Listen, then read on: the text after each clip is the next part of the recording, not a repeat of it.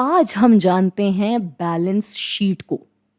یہ ایک ایسا کاغذ ہوتا ہے جس میں ہم اپنا یا اپنے کاروبار کا حساب رکھتے ہیں، یعنی کہ ہمارے پاس کتنے اثاثے ہیں یا ایسی چیزیں ہیں جو کہ روپے میں تبدیل ہو کر ہمارے کاروبار کے کام آ سکتی ہیں۔ اور پھر ہم دیکھتے ہیں کہ جی ہم پہ ذمہ داری کتنی ہے۔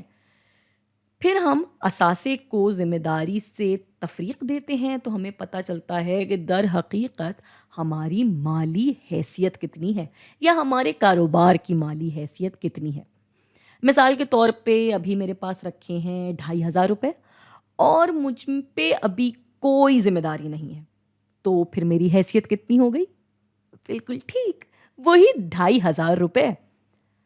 مگر میرے پاس ایک دم سے میری دوستوں کا فون آتا ہے اور پتہ چلتا ہے کہ آج تو ہم سارے مووی دیکھنے جا رہے ہیں اور مووی دیکھنے کے بعد ہم کھانا بھی کھائیں گے۔ تو میرے پاس تو جو 2500 ہیں وہ تو میں ابھی خرچ نہیں کر سکتی، کیونکہ وہ تو شاید میں نے کتابیں خریدنے کے لیے بچائے ہیں۔ اب میں کیا کروں گی؟ ٹھیک ہے، میں اپنی بہن سے ادھار لے لیتی ہوں 3000 روپے۔ تو اب جب میں نے اپنی بہن سے ادھار لے لیا تو یہ میرے پاس آ جائے گا اثاثے میں، کیونکہ میرے پاس سیدھا 3000 روپے کیش آ گئے۔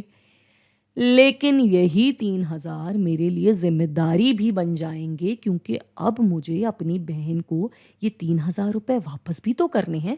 لیکن میری اپنی حیثیت کیا ہوگی؟ بالکل ٹھیک، وہی 2500، کیونکہ میرے اپنے پاس تو صرف وہی 2500 ہی ہیں نا، تو یہ تو تبدیل نہیں ہوگا۔ اور یوں یہ دونوں حصے برابر ہو کر بیلنس شیٹ بیلنس ہو جائے گی۔